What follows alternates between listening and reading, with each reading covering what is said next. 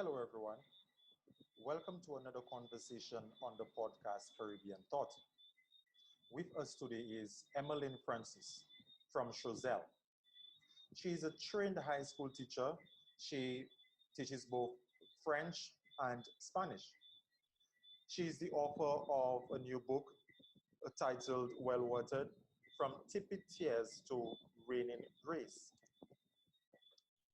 Her empowering book emphasizes growth and resilience amidst loss and significant life changes. As usual, we are going to find out if there are any objective principles which guide human development. The focus of this episode is on belief systems and how they can affect development. Thank you for listening. Please enjoy. Go. All right. Do you think as an individual that that in the person's way of viewing life, do you believe the belief systems or the way that they understand life to be, do you think that influence or damages them in things that they try to do? Well, first of all, thank you again for having me. Well, certainly, I think the way that somebody sees life, their mindset, influences them in every way. It's where your mind goes, so does your body. It directs your decisions, your thoughts, your language. And therefore, if you have a positive mindset, then you are going to lead towards saying that you can't do anything. If you are negative and pessimistic, then you are going to be doubtful and believe that you cannot do anything. So your mindset, whether it's positive or negative, it influences to me tremendously what you do and what direction you take in life. All right, great. And I like the fact that you said that. So I'm going to speak about your book, Well Watered. And can you connect that with writing your book and the title of your book? Because the title of your book sounds very creative. Well Watered. Can you connect the idea that you expressed with your book? Okay, certainly. So this is my book here. I will just show it to you. Okay. Well Watered. The name suggests growth. As you know, if a tree or a plant is well watered, it suggests that it is growing beautifully. So in choosing that theme, I was suggesting that if you have a mindset that says that you can grow through any experience, then you can actually overcome whatever challenges you have. All right, great. Okay. And the fact that you use the analogy of a plant, I love that analogy of a plant. And as the same thing that I was trying to bring out as well.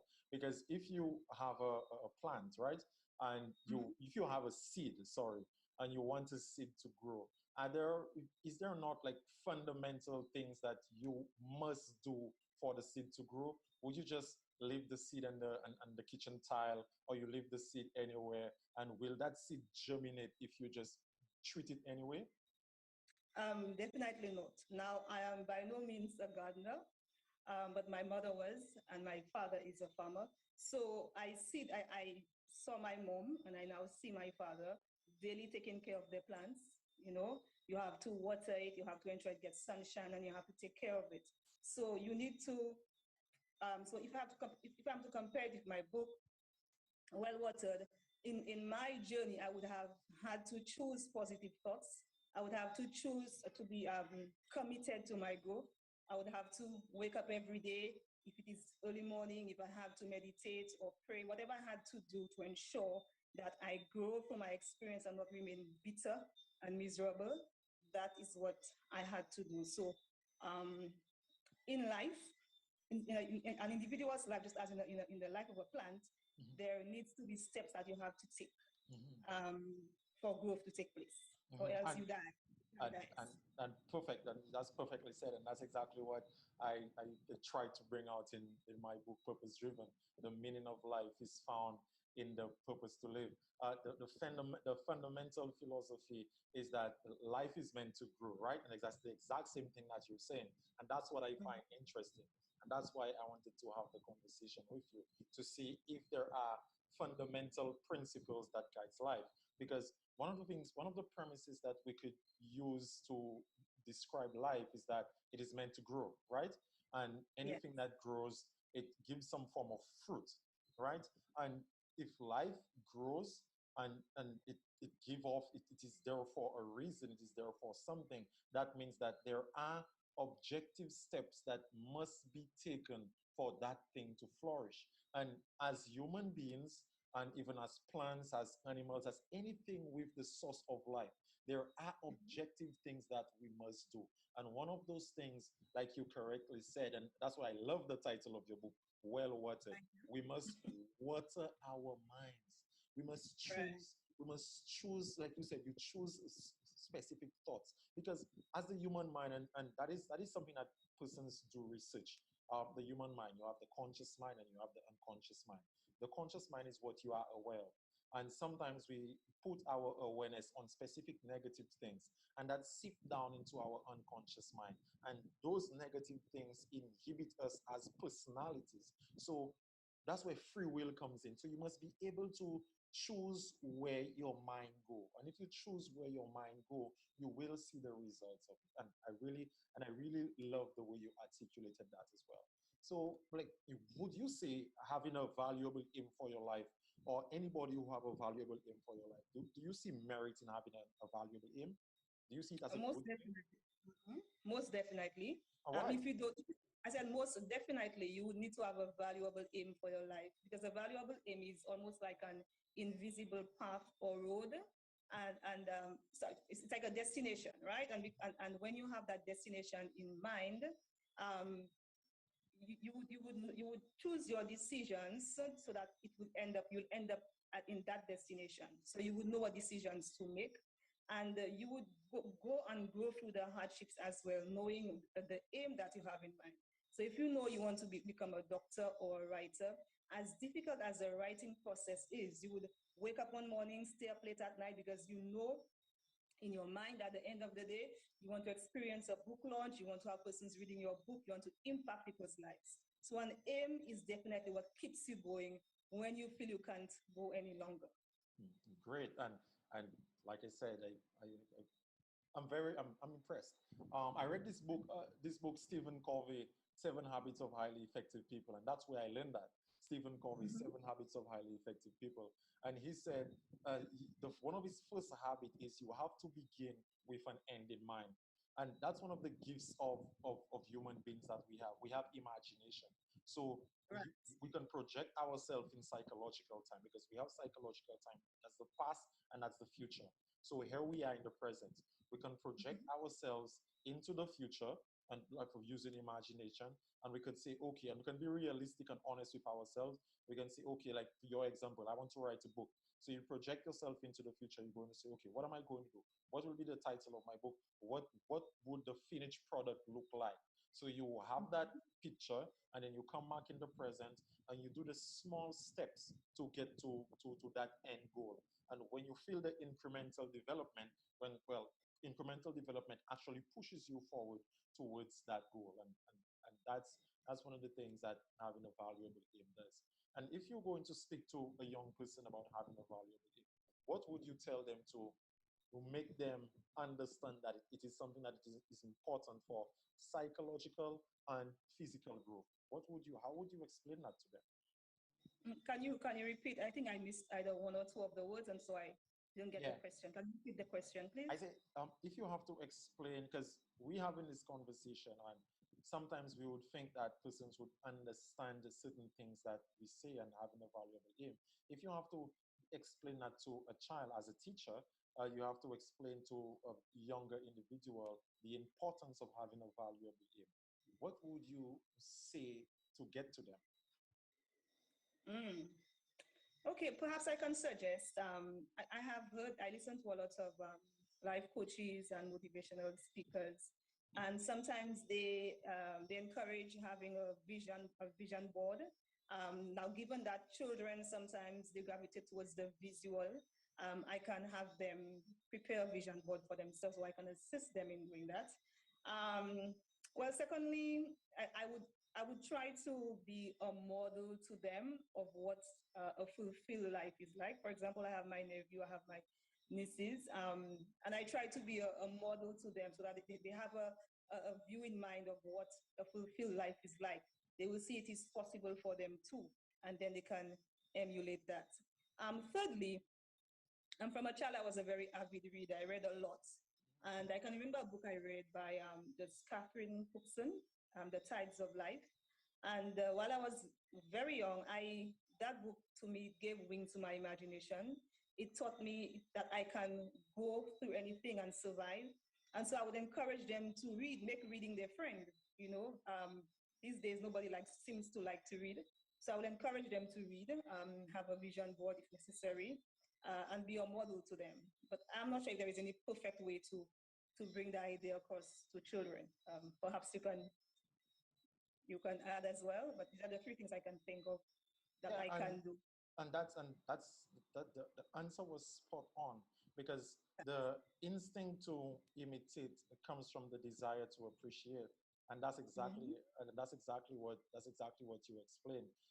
If somebody, and that's what we do partly as human beings, we look up to individuals and we say, okay, if that person can take care of themselves, and if that person is doing something valuable, is somebody that that person will come across as somebody that we can imitate. And we see that in gangs. That's how gangs are formed. The young men, they go out, they see, okay, I want to be like Tim, because Tim is in a gang and Tim is getting all those nice things, and I want to be like him, so I'm going to imitate the behaviors that he has. And that's one of the things. And even I read a lot of psychological texts, and there's this psychologist called Carl Rogers, and he was saying that the only way you can help somebody get better is, well, persons normally, they don't want the help. And if somebody doesn't want the help, it will be difficult to give them advice. They must want the help. And one of the things that he proposed, like you rightly said, you now as an individual must develop a mode of being that is totally opposite of what the person is doing, so that they could see that the advice that you're giving, it's meaningful. So then they would say, okay, you are not just using empty words. You are not just saying things because you can say things.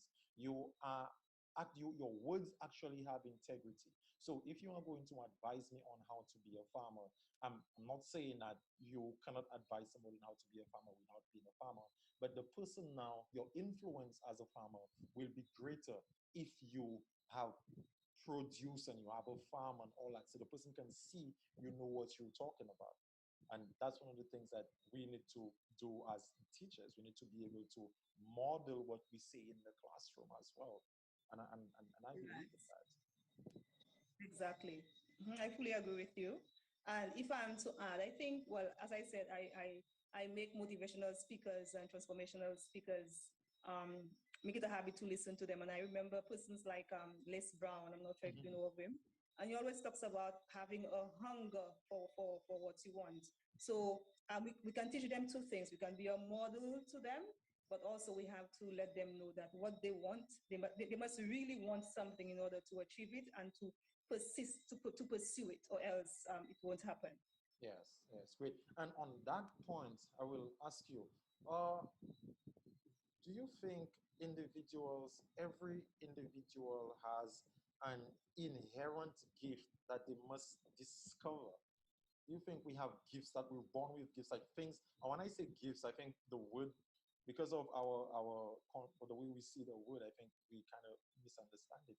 Do you think that there are things that we could do naturally and we love to do, and we would do it very well by not even practicing it? You would call that a gift. Yes. That's something that you just can do. It's like you're born to do that. Right. I believe that. I believe that. I believe that everybody has something that they can do well. As for the word gifts, sometimes it can be a bit ticklish, but I see the word gift as something that you can do extremely well, better than most, somewhere that you can shine better than anybody else, that you can do it naturally. And I think, well, maybe some persons discover it earlier than others. Some persons have to look for it more. But I think it is very important. It is critical that we get to know what our gifts are, because I think our gifts will be connected to our sense of purpose, right? Our happiness, right? So if we know we are extremely good at, at writing, at whatever skill, you know, when you pursue that, because sometimes we live in a society where everybody, or even sometimes the educational system, maybe trains you to become a doctor if you're very intelligent. People push you into various directions. But I think people have to look within themselves, have the courage to look within themselves, see what they do best, see what makes them happy, see what comes naturally to them, and go ahead and do that. Right? Great. And there is. And I like the connection where you said, I suspect, have you read my book? I am in the middle of your book. I actually got it because I mean, it's the least I could do. Yes, it's very engaging. I got the sample first via Kindle, and then I realized I want to continue, and it's jam packed with information. All I right. see. Yeah, and that's one of the things I find that's very fascinating, and not because I can say it, but because I actually that's what I experienced. My journey Mm-hmm. was the first question I asked myself on the journey was, "Oh, why am I here?" That question led me to asking myself now, who's the individual that is asking why is he here? Because in order for you to know why are you here, you need to know who you are. So then I asked that question. Then when I asked that question, who am I? That's where I found my gift. And then I'm saying like, oh, that's who I am. I love to read. I love to write. I love things like that. That's just something that I just love to do. And I don't even need to get paid to do it. I feel fulfilled. I feel satisfied when Exactly. I do those things. And then when that came across, I was like, okay, if that's something that you like to do, what are you going to do with it? Like you said, exactly. Your gift, it connects you to your sense of purpose. So then if you know you like to sing, what are you using it for? And that's one of the questions that we need to ask. Are you using it for the betterment of being itself, or are you using it for the destruction of being? Because somebody can have a wonderful gift, and what they use it for is very detrimental to themselves and to society and to the families. And that's one Mm-hmm. of the processes that I think that persons, like you said, our education system would give you a master's degree, but who has the master's degree? Who is the individual that is wielding the power of a master's degree?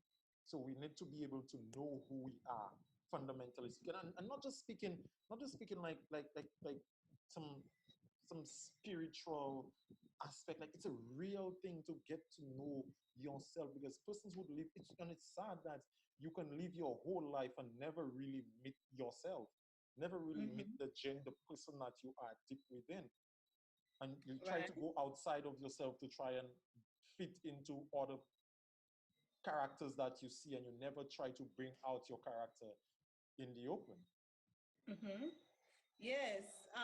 So if I'm to add, so I was reading the pages of your book that talks about when you ask those critical questions to yourself. But I'm saying these are really deep questions. You know, who actually sits down and asks themselves those questions?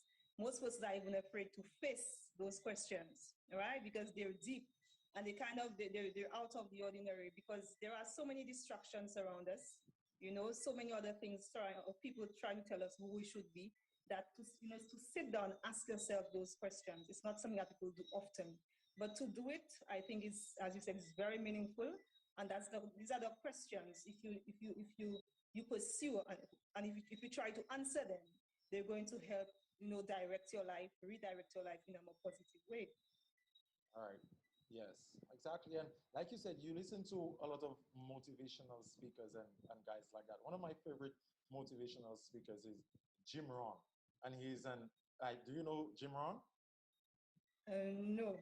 You, you, you should really check Jim Rohn out. Jim Rohn, Jim Rohn. Yeah, he's an American businessman. And he was also a he was also a self-made millionaire before he turned 31. He's also an author, a motivational speaker, as I said. And one of the things that he said that really stuck with me was money is usually attracted, not pursued. And attraction is based on value. You are attracted to something that is valuable. Like to me, that's a fundamental premise. I don't know if that is up for speculation or argument, but So I'm going to ask you, how can someone make themselves valuable? How do you think someone can make themselves valuable so that they could attract what we all want? Interesting question. Well, I think you should have position yourself in environments where you can be enriched, okay, with positive information, positive um, well, information, positive vibes, whatever you want to call it. So that's one way you can be valuable. You can consume information that will make you a better person. I hope I understood your question.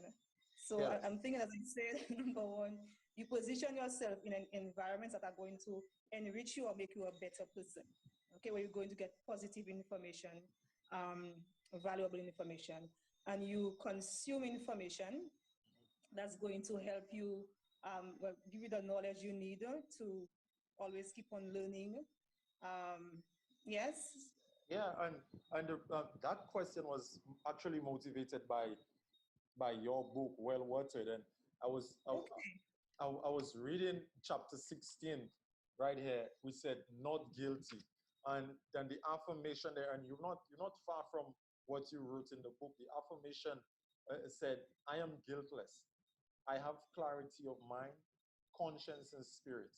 I make space for grace, peace, and joy as I live fully in the present." And that actually reminded me of one of the books that I read by Eckhart Tolle. It's a brilliant book. It's um, The Power of Now. And one of the things that he mentioned was psychological time. Like I said earlier, persons sometimes live in the past, and psychological time is past, present, and future. And persons normally live in the past. Some persons, it is rare to find persons living in the present, and persons live in the future. So when you live in the past, it's based on, and that's going based on what he said in the book.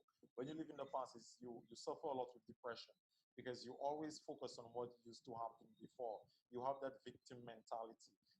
You from that environment, that happened, this never happened, this you always live in it. You're always justifying what's not going right in your life. Like somebody probably betrayed you in the past, and you stuck on that, and that affects your behavior in the present. And living in the future is based on anxiety. Like we always Mhm. focusing on what's going to come. We never enjoying what's happening right now.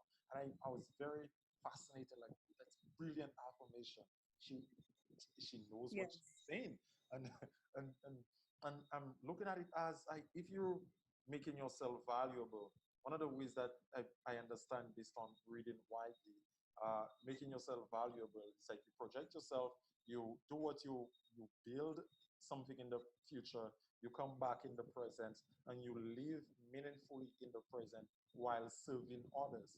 And that makes perfect sense. You to make yourself valuable is to live in service to others. And I will speak about it biblical because we live in a Judeo-Christian society. And one of the I don't know if you know that story of the boys who came to Christ and asked him, "How can we be great?" And he said, "Those among you Yes. that will be great is those that will live of service to others." So if we live in valuable, and that falls in line with serving a purpose, would you say?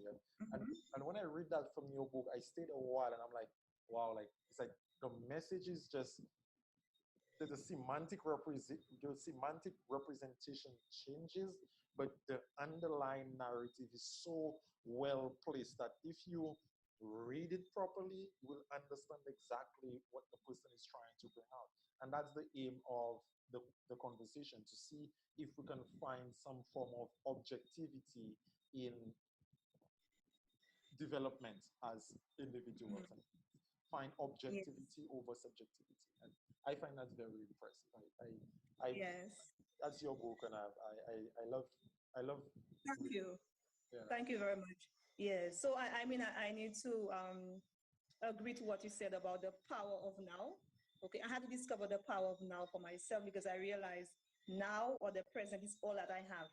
Okay, there is always the past, and that sometimes we dwell on. There are times we have to acknowledge the past, what happened, um, but taking charge of the present and appreciating it, acknowledge where you are, and also using the I would, the I would for affirmations.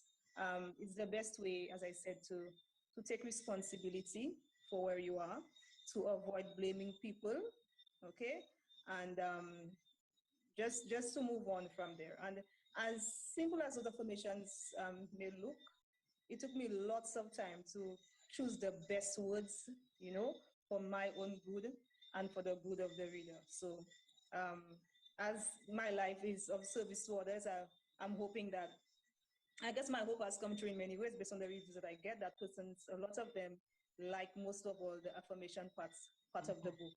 Mm-hmm. Yeah. Yeah, it's and I'm encouraging anybody who is looking on right now. This is a very interesting book, and one of the things that I'm going to say is like, if you buy the book and you have read the book, I think there, and the next book you're going to write, I'm just making a quick suggestion. I No think you problem.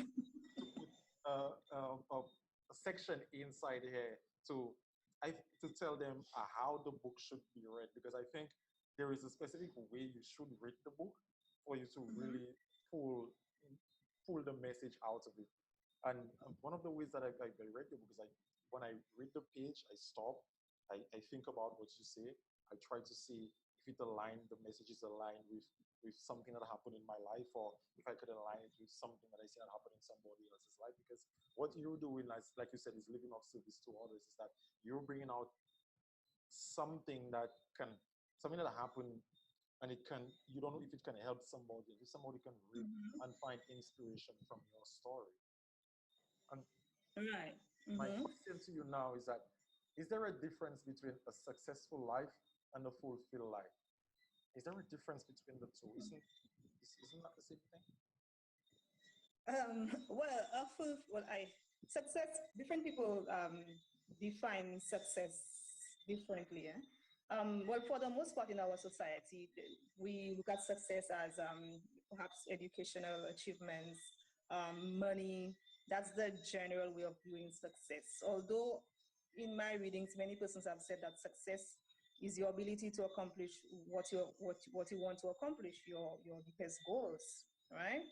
Um, I want to think that the word fulfilled is deeper. There is a greater sense of joy, of accomplishment, of contentment. I see fulfillment as something, as a situation in which you are impacting people's lives, and people are perhaps letting you know how you impact their lives. You feel that not necessarily arrived, as if there's nowhere else to go, right? But you are serving a purpose higher than yourself. So I see fulfillment as something deeper. I see success a bit more materialistic, and then fulfillment as something deeper, more spiritual, more in terms of joy and contentment. But it's debatable, I guess, because as I have said, there are persons who have argued that success is what you want it to mean. If you have achieved, if your goal is to do this and you have achieved it, then you are a successful person, right? That's the subjective definition of success. But as I said, our society as a whole has generally defined success as, you know, um, more bent towards material things and money and education, etc. Yes, and I totally, and I agree with what you said about the definitions being subjective, and that's one of the things that I try to deal with when having a conversation, because sometimes I could be speaking to one individual and Mm-hmm. we are having this conversation, and I might be using words and using phrases, and I might think that the meaning that I have to for that word, the person might be thinking that's the same meaning that we have, and so then we have a flaw in communication. And you will say to Mm-hmm. somebody, well, I told you that. The person might be like, but you never told me that. And that's where I find the interest. Can I then find objective principles which guide life? Can I find, can when you use a specific term or specific word, like if you talk about, can we speak about success in a way that it it resonates deeply with persons that on many levels of analysis. And the reason why I'm interested in that journey is because I read a book by I read a book called Consilience. It's the unity of knowledge. And one of the premises in the book, or one of the ideas in the book, is that if something is true across many domains of study, and we generalize the domains, the categories, we have natural sciences, we have social sciences, and you have humanities. Natural sciences is things like biology and physics and all those things, and you have social sciences like psychology, economics, sociology, and you have humanities like art, like philosophy, like religion. If you have things that can be true in all three domains of study, that means it's not a subjective principle. It is true throughout, and that's how I understand the word of God to be. And one of the things that I think that's really that differentiates success from fulfillment is because when we understand that human beings live on three levels of analysis, right? And we could see that when, like again, going back to humanities, going back to religion, when the devil tempted Christ three times in that story, he tempted him with the bread, and he said, "Man shall not live by bread alone." He was tempting the physical, and he tempted him with power, and he was saying like, "Okay, you can have all the city. Power resides in the mind." And he tempted him with give up his responsibility, give up his free will, and let his father save him. And Christ said, "Okay, no, if I can't do it, I will do it." So he tested his free will. So I'm saying that if we only live for the external aspect, if you only live for your success is based on what you see with your eyes, like the and that's a bit uh, uh, that's something that's been said a lot, but I don't know if we have understand the depth to where it leads to. The suffering that we have in our hearts and in our souls can never be satisfied with what the eyes can see with matter. I think what can alleviate our suffering as human beings is what matters. There's a difference between matter and what matters, and then what matters is having a value hierarchy. So if you can live in that hierarchical structure, that ethical structure where what you're doing benefits you, it benefits your family, it benefits society, it is beneficial throughout many levels of analysis, and you doing that thing, you're serving a purpose with your gift and you're helping other persons. I think that the feeling that comes towards doing that is a lot more peaceful and settling than owning a car and having a big house and doing all those things. And that's Right. how I, I Now, while you were speaking, I went back to that those words, fulfillment and success. And for a while, I felt that I had something I could maybe use to differentiate the two. For example, in my books, in the writing and selling of my books, I to me, success would be, well, in the eyes of the public, if I'm able to sell all my books, and many persons can read. But for me, when I felt fulfillment was when persons actually called me and they told me how they were able to relate and how they cried and how they laughed. That gave me a different kind of joy that I cannot explain. exactly And I told right. myself, "No, that's it, even if Mhm. the whole world doesn't buy the book, I'm already happy. That's it. Mhm. Yes, I would want to be successful. Yes, I would one day want to be on the New York Times bestseller. All of that, these are the things we want success, for us to feel a certain amount of, I don't know, achievement, because we are human. Yeah. But fulfillment is way deeper than that. And I think fulfillment, um, as I said, gives more joy, and it's longer lasting. It's not what people see with the physical eyes, but it is what is within. Wonderful. I love that. So we're we are teachers, right? So you're a teacher, right? Yes. We say we say to students and individuals that they have potential. But to me, the question that I will ask is, what is the pathway of moving from potential? It's also more they have potential. What is the pathway of moving from having potential and actualizing that potential? How do you? What's the pathway between the two? Mm. Well, well, first of all, as you said, we would have to acknowledge the child's, where the child is at the moment, okay, the potential, right? Well, as teachers, our aim is to teach and help move the child from one stage to the other, okay? So I think I mentioned earlier, first of all, we have to be examples to the students. We have to model to them what we want them to become, okay? So in a sense, since we are teachers, we are already being some kind of model, but there are times we can go outside of our comfort zone, outside of our job as teachers and do other things such as you are doing now with your podcast or I am doing now in my writing. So students can see that they can be more. They don't have to be one thing, and there is infinite hope for them to achieve. Okay. Then within the walls of the classroom, we encourage them. There is what you call it. A child can be in the zone of competence, as we call it, what the child can do independently. Then you now give the child encouragement. You ask the child questions. You put the child in a position that they can observe and discover for themselves, so that it shows them that you trust their judgment, you trust their own creativity. So we are not in the days when teaching was more traditional, more chalk and talk, right? We are moving gradually to a place where we allow students to be creative, to observe, to discover, to learn from their peers, to explore in the classroom. And then as they do that, we reward them. If we have to bring them out of the walls of the classroom, we do that. Also, well, we can encourage them to read widely, all right? I don't think you can go wrong with reading. Mm-hmm. So, yeah, so these are the ideas I have so far. Yes, yeah, yes, that's you.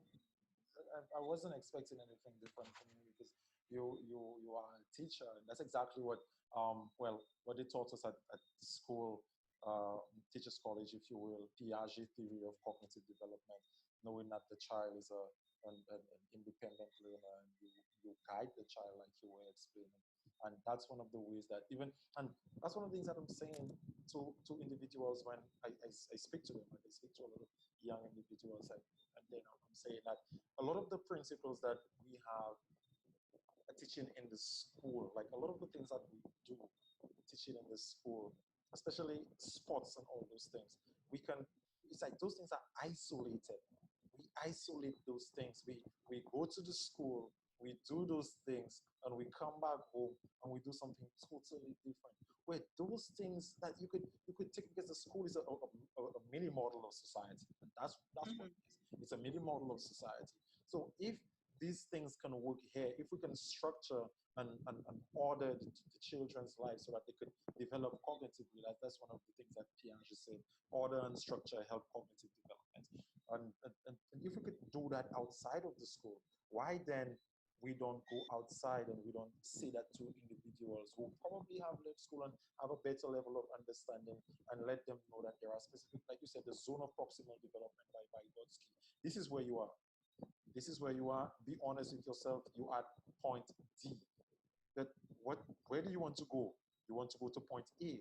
What are the things that you're doing right now that is keeping you back and keeping you on point T? Let's specify those things.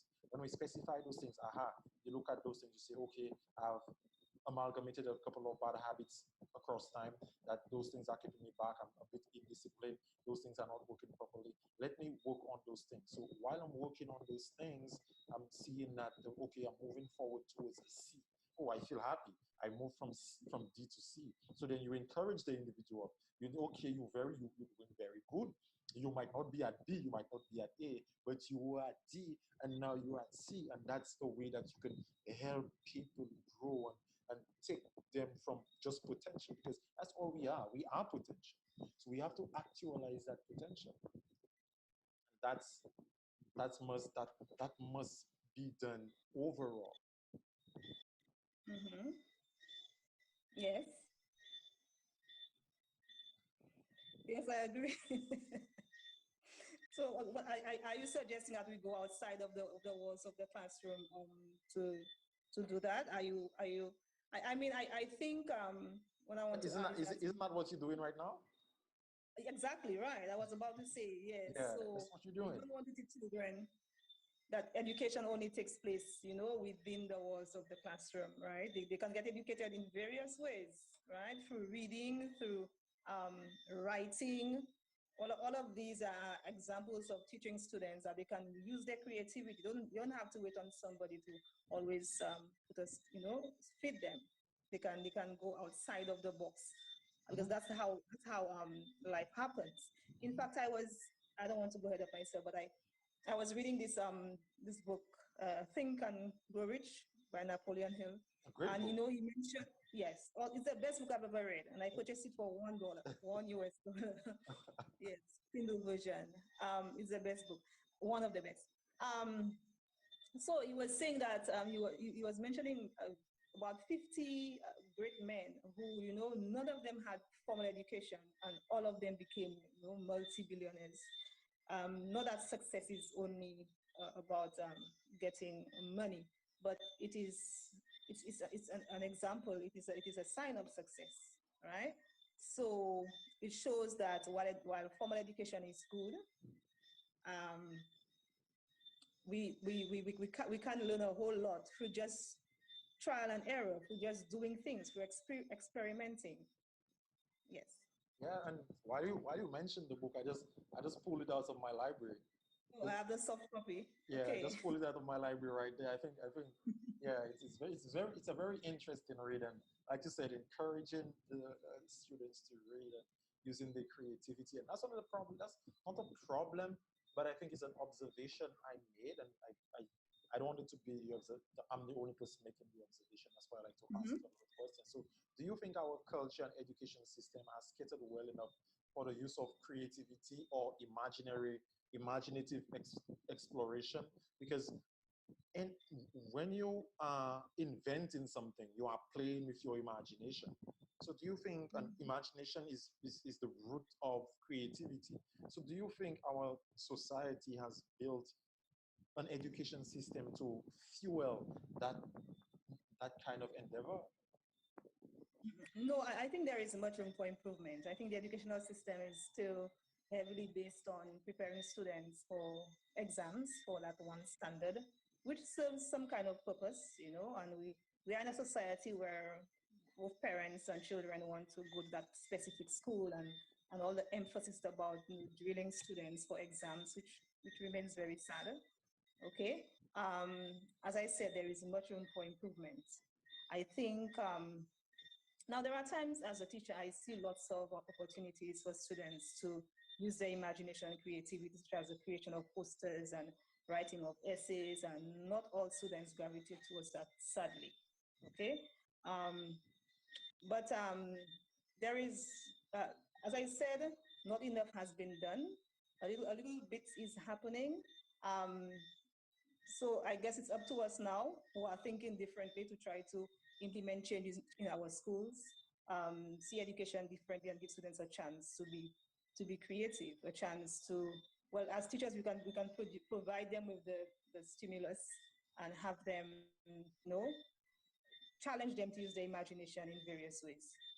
All right, great. Well, this was a wonderful conversation. I wish I could. I I think we should have part two. I I, I wish Okay. I think we should have part two. It was a very engaging conversation. I learned a lot from the questions that I was asking, and Mhm.